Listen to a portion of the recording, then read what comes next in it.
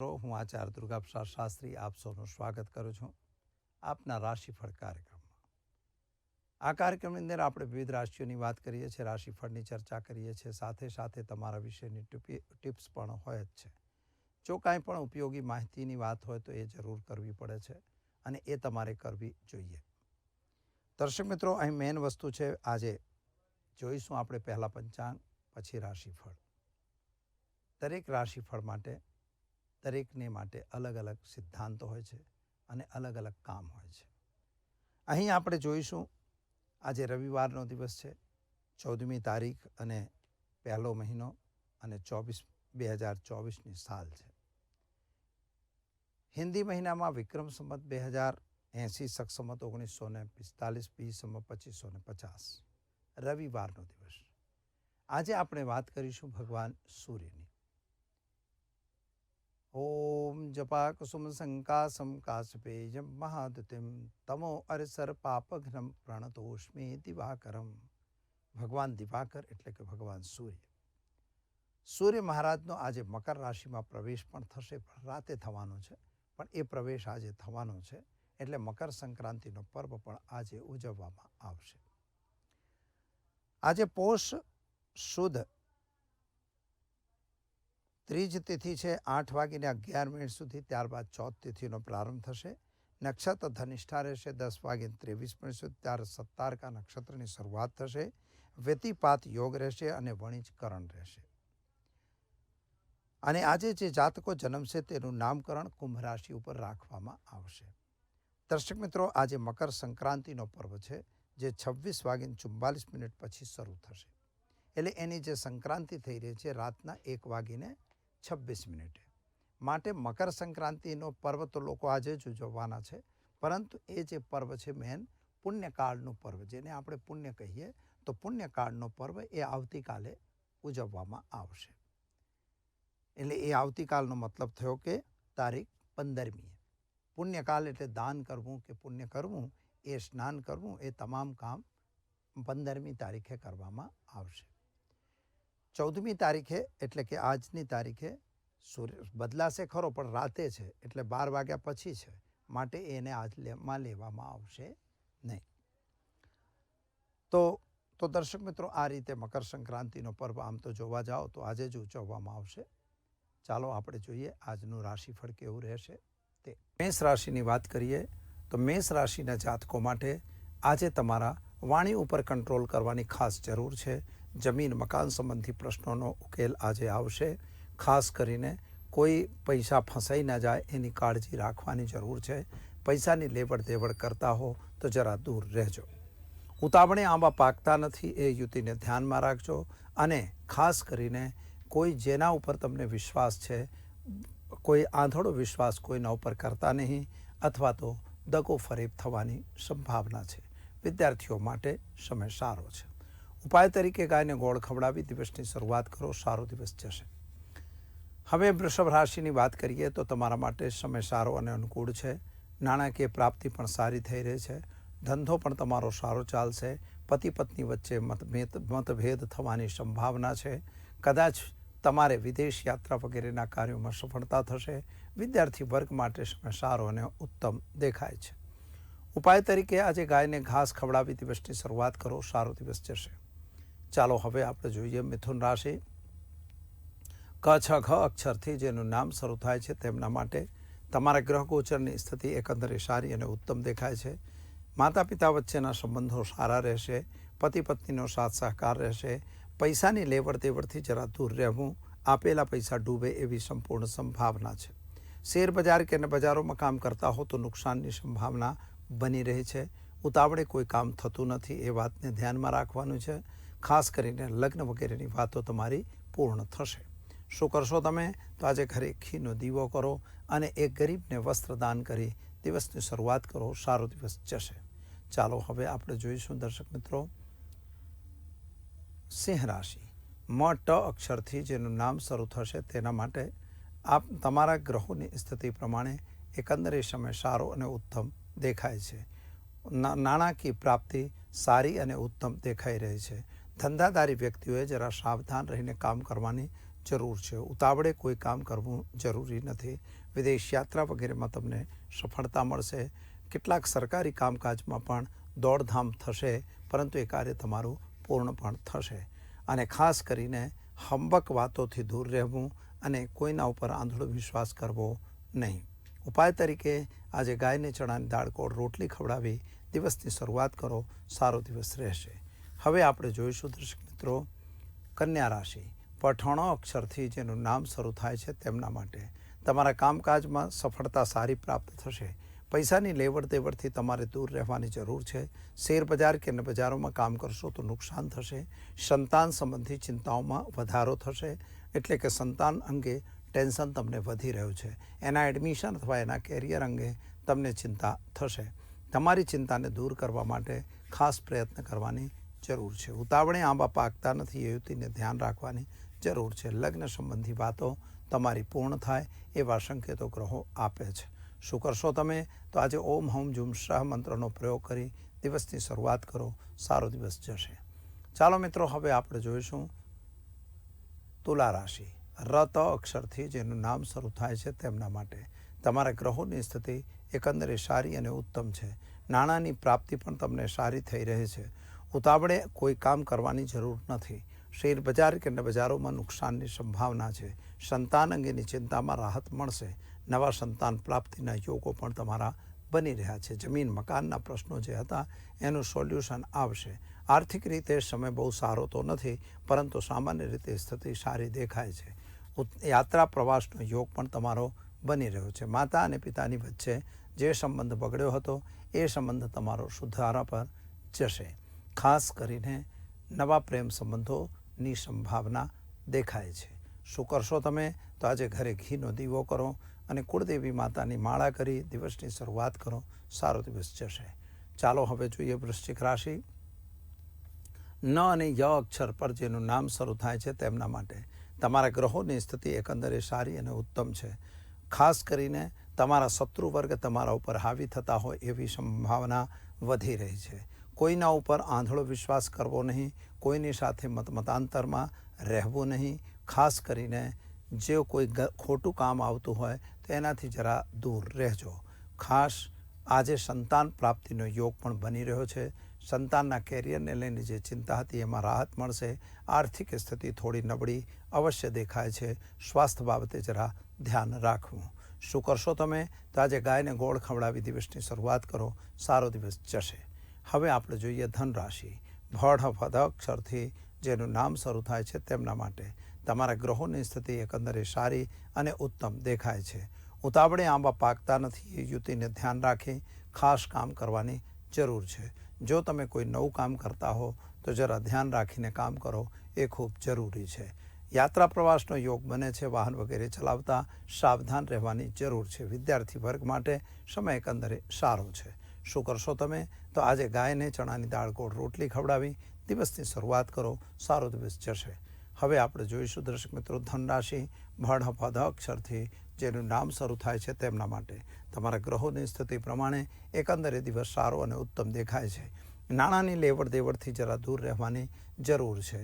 ખાસ કરીને માતા પિતા વચ્ચેના સંબંધો સારા રહેશે. સંતાન અંગેની ચિંતામાં રાહત મળશે. અને ખાસ એક જેના ઉપર તમે વિશ્વાસ કરતા હતા એની સાથે થોડા મતાંતરની સંભાવના દેખાઈ રહી છે. પતિ પત્નીનો સાથ સહકાર થોડો નબળો થાય એવી સંભાવના બને છે. પ્રેમ સંબંધોમાં વધારો થશે અને ખોટા કામથી દૂર રહેવાની જરૂર છે. શેર બજાર કે અન્ય બજારોથી જરા દૂર રહેજો. શું કરશો તમે? તો આજે તમારે એક ગરીબને ભોજન કરાવી દિવસની શરૂઆત કરો. સારો દિવસ જશે. હવે આપણે જોઈએ મકર રાશિ. ખ જ અક્ષરથી જેનું નામ શરૂ થાય છે તેમના માટે તમારા માટે ગ્રહ ગોચરની સ્થિતિ પ્રમાણે વિચાર કરીએ તો તમારો સમય એકંદરે સારો અને ઉત્તમ છે. વાણી ઉપર જરા કંટ્રોલ કરવાની પણ જરૂર છે. પ્રાપ્તિ તમારી થોડી વિલંબમાં થાય એવી સંભાવના છે. જમીન મકાનના પ્રશ્નોની વાતો થાય છે, પરંતુ એ વાતોનો ઉકેલ આવતો હોય એવું લાગતું નથી.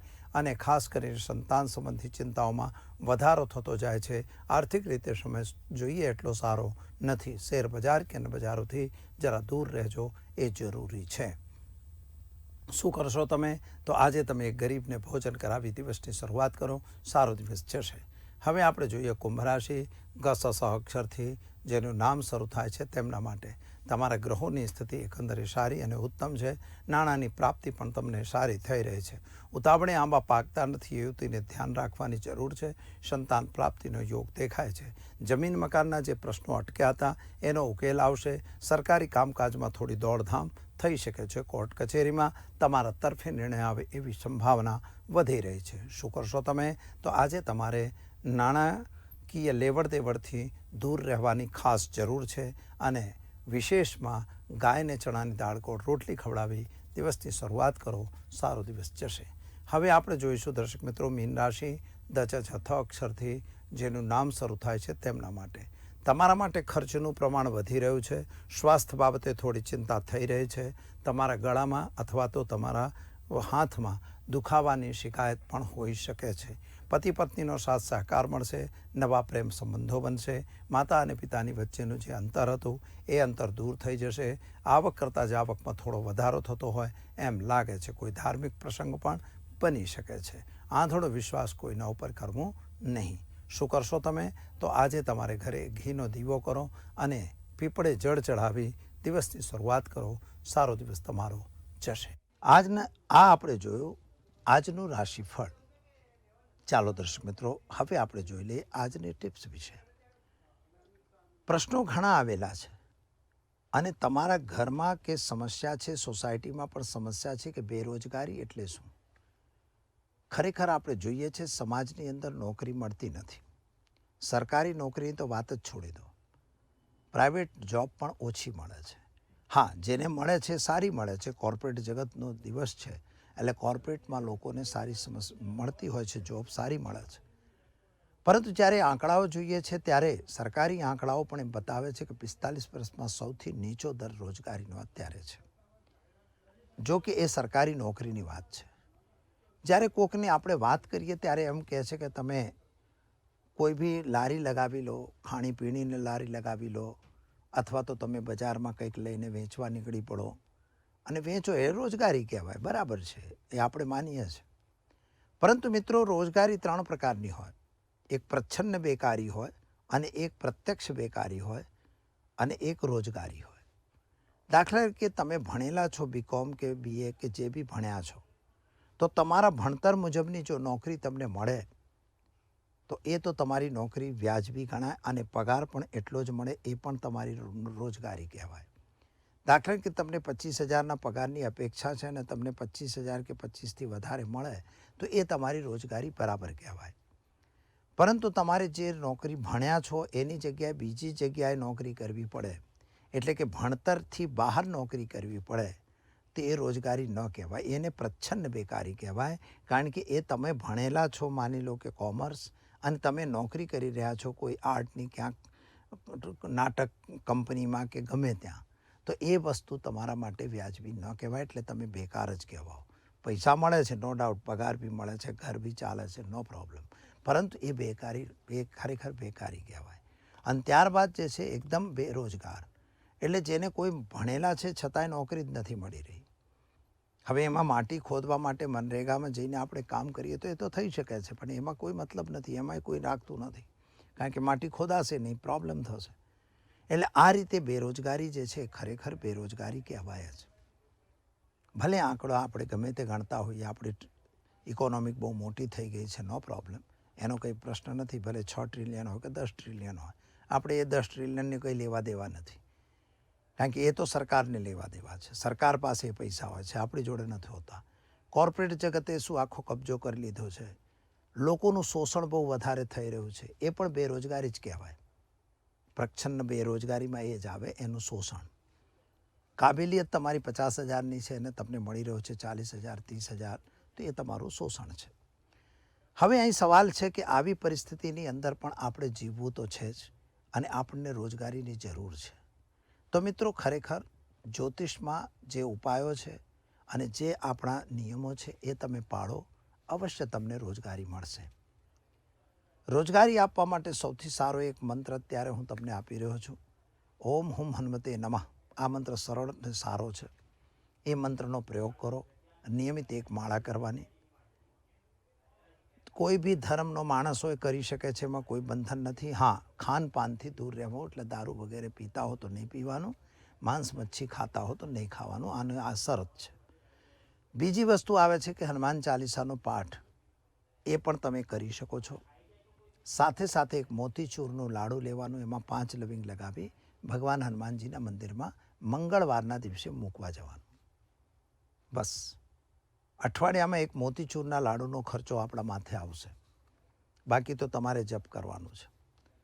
આ ક્રિયા તમે કરો, હનુમાનજીને પ્રાર્થના કહો, હે પ્રભુ મારી નોકરી નથી, મને કરાવી આપો.